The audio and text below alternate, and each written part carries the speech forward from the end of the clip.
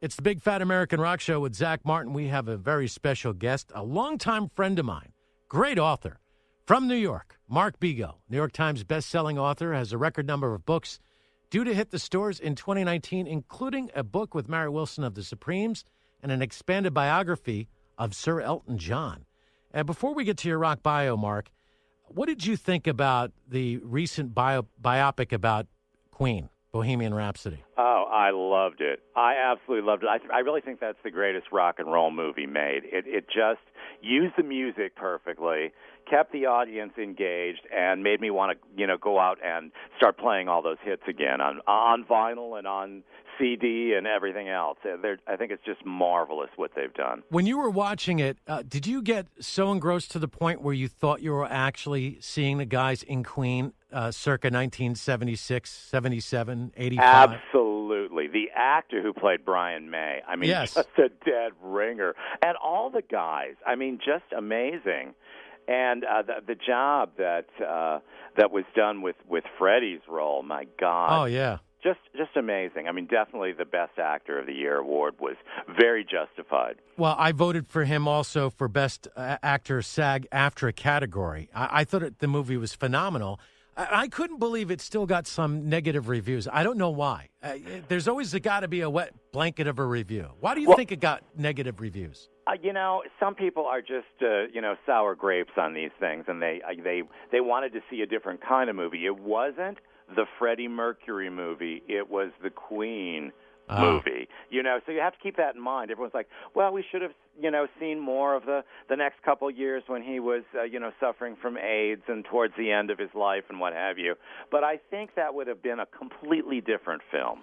And I think what they did was they captured the best excitement of Queen and really, really made it work in that movie. It made me want to run out and buy the soundtrack album immediately. I'm still an album buyer. Yeah. I'm not a download person. I'm a go out and get the CD or the vinyl kind of guy. I can understand that. I like the tactile interaction with the product as well, like the vinyl, as you said. And I will say that the soundtrack is totally awesome, remixed masters of the various tracks that are featured in a movie by Queen. Now, what I liked about the biopic myself, and then we'll move on to your rock bio, was the fact that it didn't dwell on Freddie Mercury's sexuality, nor did it dwell on him dying from HIV/AIDS. I thought it was done really well in a respectful way. And I will say this, I will admit, at the end of the movie, my wife and I, we both cried. And I don't know why I cried, maybe because I know what actually happened to Freddie, and I know the sad story about it. Yeah. But I just thought it was such a wonderful, loving tribute to a man, and it didn't cheapen him, because that's what we do in society. We try to take the what we consider maybe the ugliness or the salacious part, and we overblow that part, and we miss out the true art of it, or the true beauty, or the true love, those kind of things. It's so true. Exactly what you said. Look, we're seeing it happen with Michael Jackson this year with the documentary about him. All of a sudden, there's a sort of a backlash to some of his music. Yet, he had his own demons, I guess you could say. So where does the story of the artist and where does the music begin? What is it we admire about the music, and is that eradicated if we know too much about the person's personal life? Yeah, I guess that can cross over into any sort of entertainment or sports medium when you think about it. For instance, baseball, Pete Rose, and gambling. So he doesn't get into the... Then you have a guy like Lawrence Taylor who did horrible things after he makes it into the Hall of Fame. Does that make him no longer a Hall of Famer? Then you have Kate Smith, who sings a song, I don't know, from 1930. I don't even know what the song is. I kind of listened to it, and I'm like, all right, for the time, I guess she didn't even realize that it was racist. So now we're going to go back in time and remove people from history. I have a little bit of a problem with that. I also have a problem with the whole Michael Jackson thing, in that the man's no longer alive to defend himself. I know that, there's some ugly parts of the story, but does that mean that we no longer play any Michael Jackson song? So I think that the answer is, if it's not something you're into, you don't have to listen, you don't have to watch. I go by this old saying, de gustibus non est disputandum. Taste is not to be argued, but let's move along to... I love that. Isn't that great? That's going to be my book, De Gustibus Non Est Disputandum, and then people wonder what that means. Let's go over to Mark Bego. And you are an amazing, talented man, an author of, Well, I don't know how many books you've authored, but each and every one of them. 57. That's amazing. 57 books. And 67. 67. Okay, my hearing is gone. 67 books. And every time you and I have gotten together, and every time you've released a book, it's always been not only fun hanging out with you, and always an event, like an Andy Warhol type of event when you release a book, but also your books are incredible. So why don't you give us a little bit of your rock bio before we talk about the books that are coming out for 2019? Well, thank you. I moved to New York City in 1974 with my clippings from my college newspaper, determined to become the next big rock and roll writer in New York. Well, it took a while. I used to type contracts at Grosset and Dunlap Publishers. That was one of my very first jobs. And it actually taught me what it was like to be under contract to a publishing house. I used to type Norman Mailer's foreign contracts for Grosset when he had that Marilyn Monroe book, if anyone remembers that from way back, a fabulous picture book. And it showed me what the business was like. And it ended up that my boss from Grosset and Dunlap ended up buying my first two books, Barry Manilow and The Captain and Tennille. That'll give you, really gives you an idea of my age. I was 2 at the time. Right. You were a prodigy, a writing prodigy, and you wrote those. Now, that would be at the height of their popularity for Barry Manilow and The Captain and Tennille, correct? Absolutely. Yeah. And the reason they chose those is because they had #1 hits, and they also had big TV exposure. Captain and Tennille had their own TV show. Barry was doing specials for ABC TV, so they were very popular at the time. And it sort of gave me the moniker of predicting who would really sell, who was coming up in the next year, who I thought was really predictably a big hit. And this happened in 1984 when I convinced Pinnacle Books into doing a book on Michael Jackson. I said, I'm here. I was at CBS Records at the time as a writer, writing the ad blurbs for Columbia Record Club's catalog. Oh, wow. And I saw the kind of money they were pumping into Michael Jackson's Thriller. So I told this company, I said, they're not done promoting this. He's going to be huge in 1984. So they took a chance. The book I wrote, called Michael with an exclamation mark, came out in February of 1984, the week that he caught his hair on fire doing the Pepsi commercials. I sold 8 million books in 8 languages. Gosh, really? Holy cow. Now, did you get $1 per book? How did that break out? Well, back then, especially, a large part of the market was small paperbacks. So we're talking about a paperback book that I think retailed for $3.50. So I got, I don't know, like 50 cents on a book or something like that. Well, that's still pretty darn good, That was right? still pretty darn good. Yeah. So then the next year they said, okay, now who's going to be big next year? And I said, well, there's this girl from my hometown, Pontiac, Michigan, and she really seems to be creating a lot of fervor around her debut album, and she's about to release this big album, and I think she's going to be big, and she calls herself Madonna. So wow. I did that book, another million seller. So another $500,000. Okay, I'm keeping track. Yeah. Oh boy. Yeah. So then Whitney Houston did the same thing with Whitney Houston. Then Sade. Then Julian Lennon. So it just kept going on, and which is marvelous. But I also had a great lust for a lot of the classic artists, and one of my first classic artist books at that time was Aretha Franklin, and I did that for the first time in 1989, and it's a book that has been a real perennial in my catalog. I have updated it 3 times, most recently in August of last year when she passed away, and it hit #1 in Amazon.com. Wow, so, that's great. All the way it took. So in other words, 1989, that was the first version came out, and then several years later, I hit #1 with it. So sometimes my predictions are, off by a year or 2, but I'm right there. I'm right on target. I would say you're pretty spot on.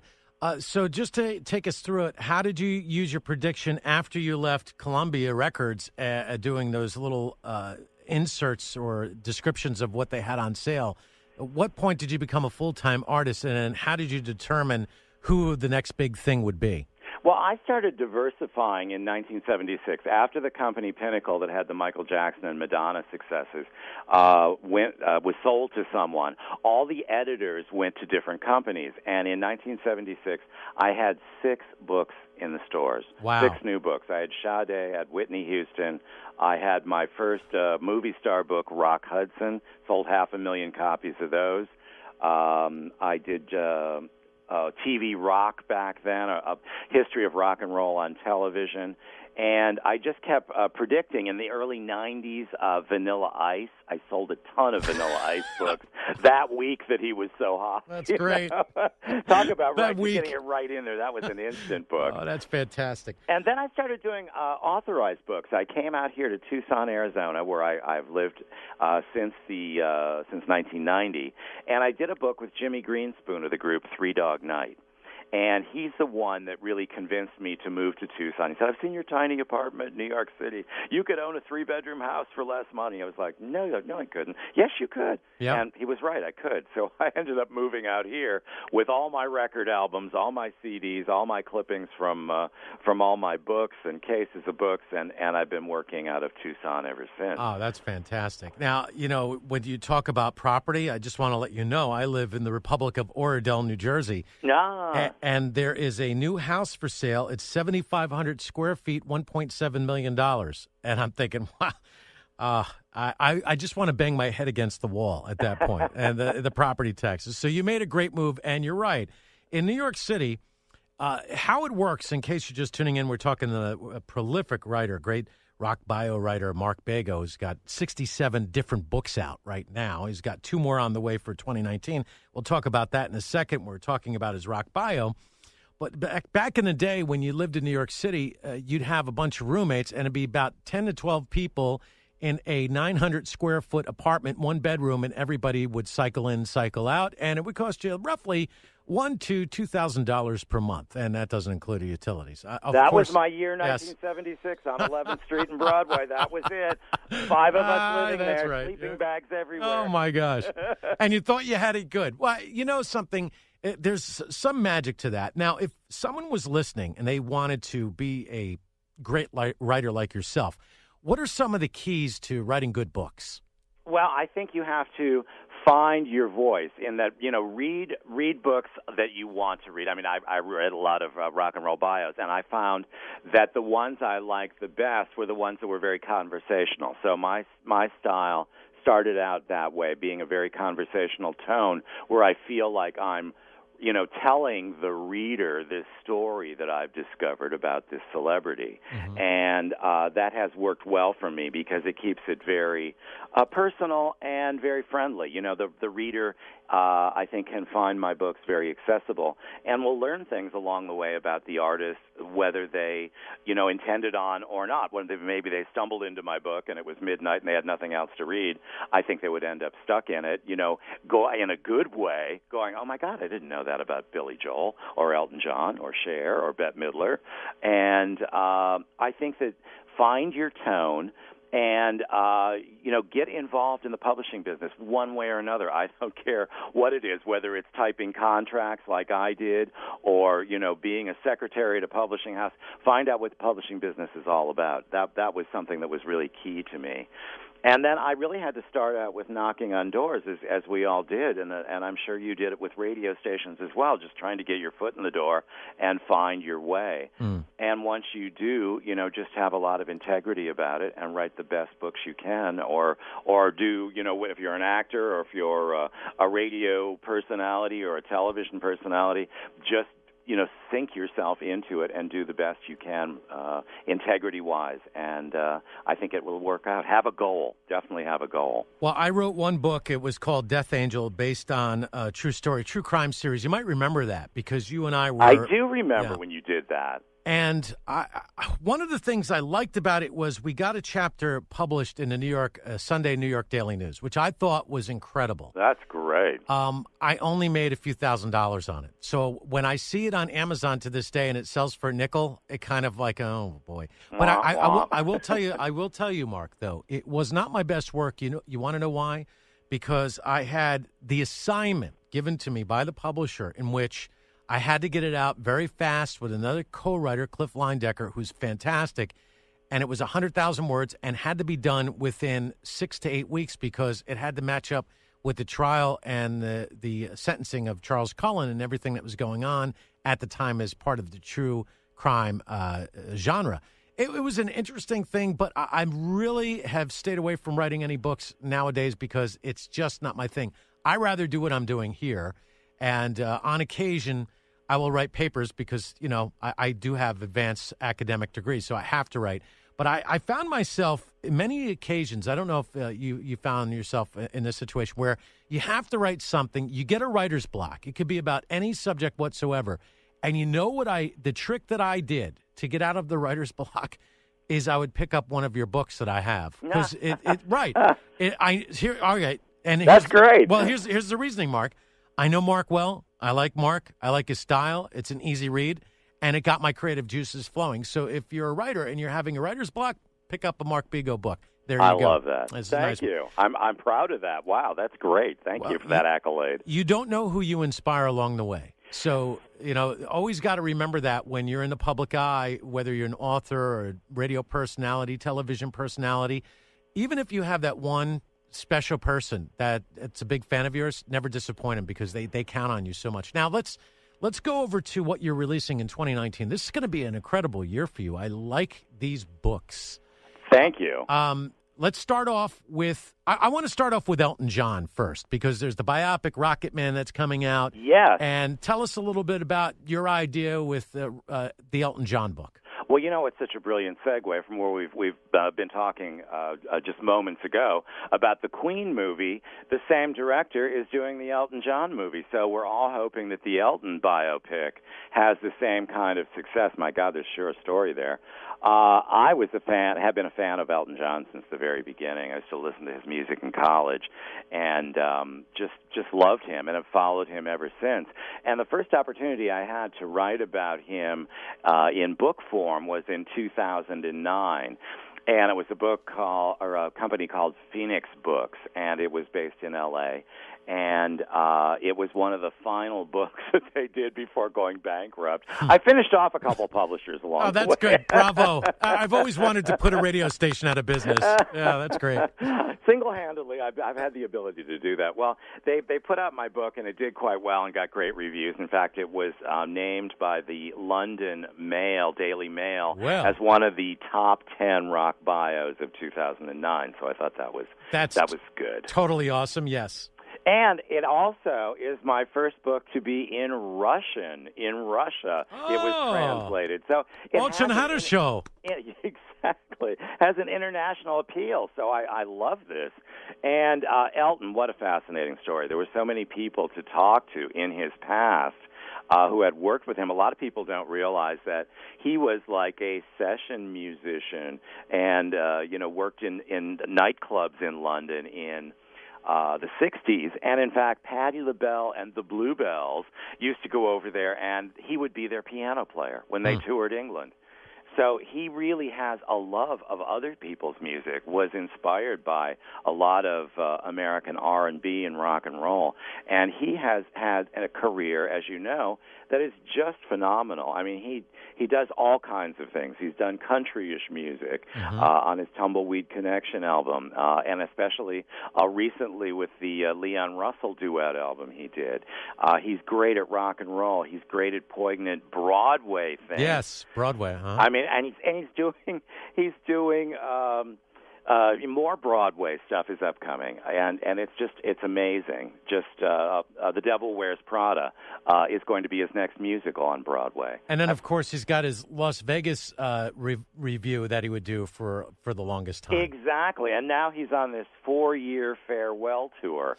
Just amazing, just amazing. I've met him several times. In fact, Mary Wilson of the Supremes and I were at his Oscar viewing party in February of this year, and was great. Mary was sitting next to Quincy Jones. I was sitting next to Liza Minnelli's daughter, Lauren Luft. We had a great time. Diana Ross was there. Mary posed for pictures with Diana, which is a whole other story. But the feud continues. Yeah, I would imagine. The Supreme feud continues. Listen, with women, those feuds go on ad infinitum. They just never end. Grow up, Diana right? Ross. Exactly. Grow up. There's something about Elton John. I wonder how you feel about this. I don't think there's two characters in the life of Elton John. I want to bring up one, and you know that I know him very well. I don't think that Elton John would have been as big if not for Scott Muni at 102.7 WNEW back in the day. Oh, yes. And if he's not mentioned in the Rock Bio Rocket Man, and I don't know why nobody came to me and asked, hey, can you play Scott Muni on the radio? Absolutely. Could have done that. But to forget him in the story, I think, is really, it really, I think, waters it down. I think he adds to the excitement of the Elton John story. Do you mention Scott Muni in your book? If not, why? And do you think he should be mentioned in the biopic if he isn't? I'm almost positive he is mentioned in there, and he was very crucial in spinning records by Elton at the very beginning and getting behind him. The reason I got into Elton John is I was a huge Three Dog Night fan, and Lady Samantha is on their Suitable for Framing album, and I loved that song. So as soon as Elton had his first album, I was on it. But Scott Muni was really aboard for all that. And the radio broadcast that he did that became, I think it's 11-17-70. 11-17-70, I think, is the name of the album. But Dave Herman is the one that introduces Elton John on ABC FM. Another crucial person from New York area radio who really, really put Elton over the top, definitely. But Elton is someone who... He loved record stores, loves buying records, loves buying music, loves listening to the radio, loves the DJs. He's someone who has immersed himself in the music business, and I think that all of his honors and accolades are well-deserved. He's quite an original. In your book, what do we find out about Elton John that we haven't known before in your mind? The excessive parties. Oh, really? Well, I'm not surprised. At the party. Well, that's something different, right? Yeah.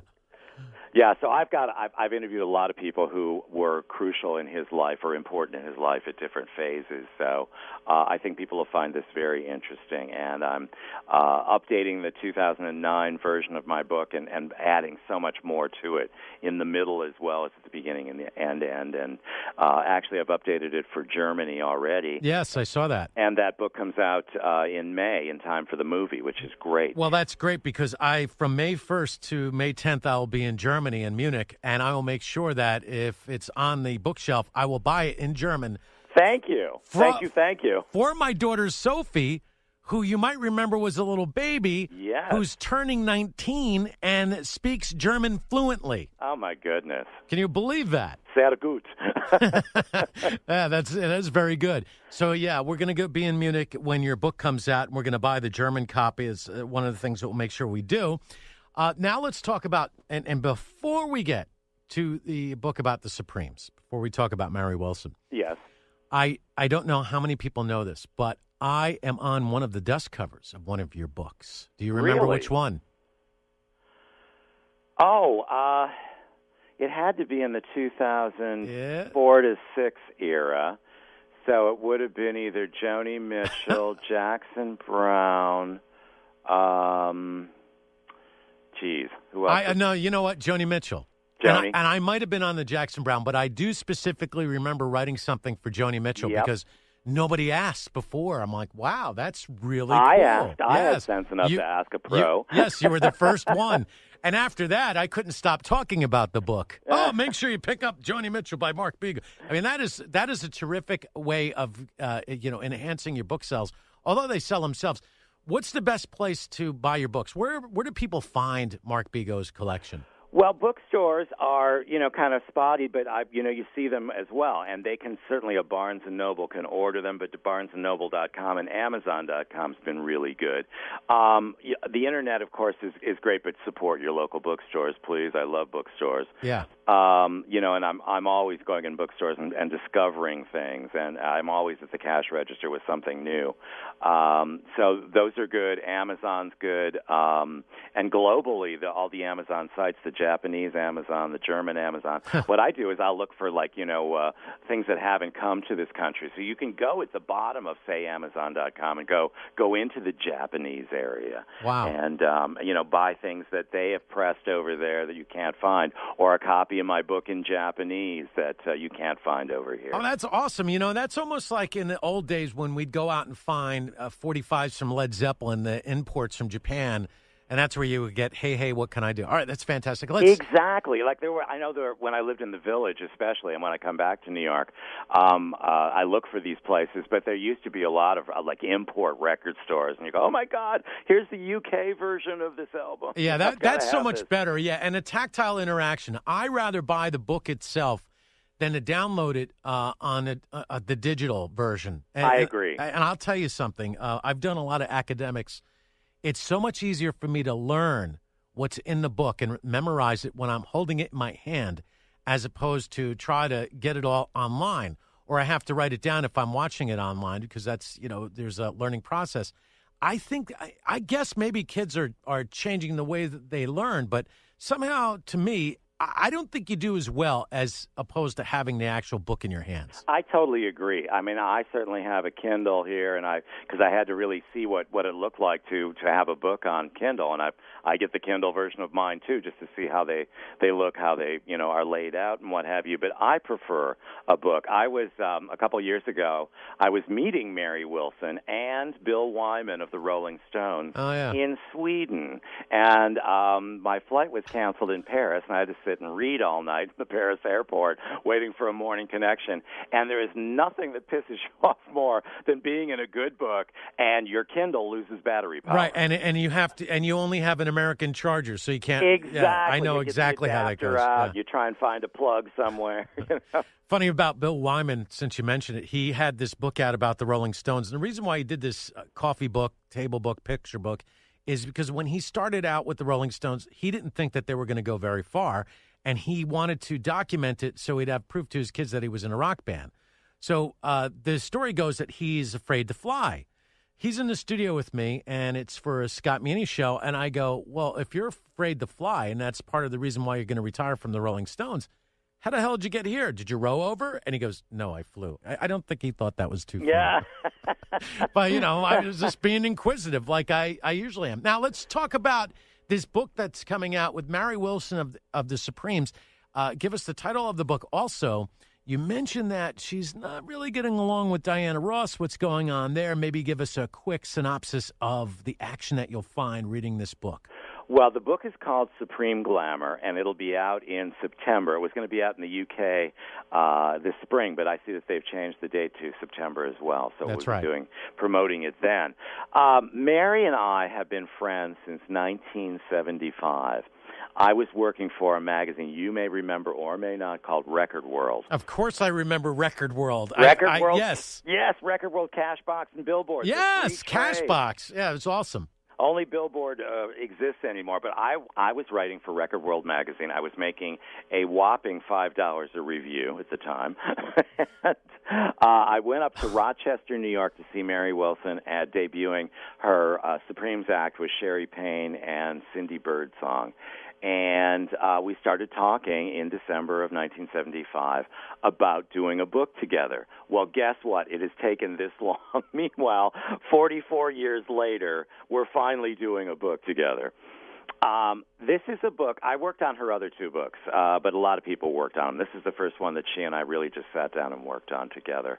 And it's a new telling of the Supreme story. She did a very famous book in the 80s called Dream Girl, My Life as a Supreme, that encompassed the entire Diana Ross era, so the 50s to 1970. Then she did another book called Someday We'll Be Together, and it was the post-Diana years. This puts the stories together without all the extraneous, well, this was going on in Detroit, and this was going on with my parents, and this was, all the side stories are gone. You're getting the straight Supreme story beginning to end, and you really see everybody's true colors in the book. And you can see the ambition of Diana Ross. You can see the sadness of Florence Ballard and the frustration that Mary Wilson had of being in the biggest female recording group ever and watching it fall apart from within. And that's basically what happened. But she is such a classy lady and such a wonderful friend. She kept the band together. She didn't disappoint the Supremes fans. She kept the Supremes together till the 70s, 1977. Had several more hits, Stone Love and Up the Ladder to the Roof and all these great songs in the 70s. And then she has continued the classiness that she displayed in her Supremes career in her own solo career. And I'm so proud of her. If you're in the New York City area in May to June, say Memorial Day into June, Mary's going to be at the Cafe Carlyle doing her jazz act. And she is amazing. Yeah. Just amazing. Somebody said to me, and you probably would have I guess, your take on this. We have a kid here, and I'm not going to mention any names, and he got promoted, he got a shot. And then as he got his shot and as he got his promotion, I said to another kid, well, it seemed like he really changed. And the kid, who's much younger than I am, maybe 30 years younger, he goes to me, no, he never changed. That's who he was the entire time, and it took that moment for it to come out. Wow. And I thought that was rather profound. So do you think when people read this, they'll come to the same sort of conclusion of so-and-so, this is who this person has always been and just waited for it to come out? Positively. As witnessed very recently with the taping of the Motown 60 special, where Diana Ross had been approached by Ken Ehrlich, who produces the Grammys, who did this Motown special as well, about having a moment on the Grammy Awards where the Supremes are reunited. 3 or 4 years ago, they honored Paul McCartney and Ringo Starr. They had them together singing on the conclusion of the Grammys, and it was a big moment. So they thought that it would be wonderful to put the Supremes back together, to get Mary Wilson and Diana Ross back together. Diana Ross would have nothing to do with it. She did not want Mary Wilson's name or image anywhere on the show. She wanted to get an award herself and show, it mentioned the Supremes once, and then it talked about how great Diana Ross was. Never mentioned everyone by name. And, it's like Paul McCartney going, Beatles, who are the Beatles? It's like, hello, that's who we fell in love with, was Paul McCartney as part of the Beatles, and Diana Ross as part of the Supremes, and Mary Wilson as part of the Supremes. Diana made a deal that she would do this Motown 60 special, but not if Mary Wilson was on stage, not if Gladys Knight was on stage, not if Lionel Richie was on stage, because she can't stand any of those people. That's what I think makes Supreme Glamour an exciting book to pick up and read. You also say that it's a deluxe coffee table book. So for those of us who are really not up on the nomenclature of these type of books, explain what that kind of deluxe coffee table book is going to look like and give us an idea of the feel of it, if you will. It's going to be an oversized, full-color book filled with lots of pictures you've never seen of the Supremes. And it also is going to highlight the glamour and the fashion trends that the Supremes did. Oh, my God. I mean, those iconic sequin gowns. And the hairdos. The hairdos. Yes. My God, the beehives, the bouffants, everything. So, it's really going to be very visual, lots of color photos. Mary has saved so as many of those iconic gowns and sets of those gowns as she can, and she's got the gowns from the TV special TCB and GIT on Broadway with the designers like Bob Mackie and all kinds of people, famous designers doing the clothes. And she has two. As I say, Mary Wilson's so famous, she sends her wardrobe out on tour. It's fantastic. I love it. I don't know what happened to me, but over the years, I've become, because of my daughter, a fashion connoisseur. You know why? Because I kept getting the bills for the Ugg boots, and now I got a whole closet full of Ugg boots. I'm like, wow, those are really cool. And so therefore, I'm a big fan of fashion for whatever the reason. So I'm really looking forward to seeing this book. If someone wants to follow you on social media or on your website, What's your social media? What's your website, Twitter, any of those things? www.markbego.com, and on Twitter, Mark Bego Author. Ah. And you're on Facebook or what? And I'm on Facebook as Mark Bego. Okay, I'm going to friend you. Thank you. All right, before I run out of spaces. We've been friends for years. We should be friends on Facebook. Yeah, I don't know why that is. I guess, we missed that year. I have no idea. Sometimes let's face it, you and I, we don't always think things through, all right? Yeah, we just kind of dive in and then figure it out. And that's the problem. All right, thank you, Mark. We'll be talking to you again. I'm really excited. Big 2019 for Mark Bego. He's got the book about Elton John. What's the name of that book? It's called Rocket Man, the Elton John Story. We just changed the title to that to key into the movie. All right, that's great. And Supreme Glamour, which is this awesome deluxe coffee table book that will not only captivate you with the actual words that Mark puts together, but also the amazing photos, including fashion, so that you can be a rock and roll fashionista.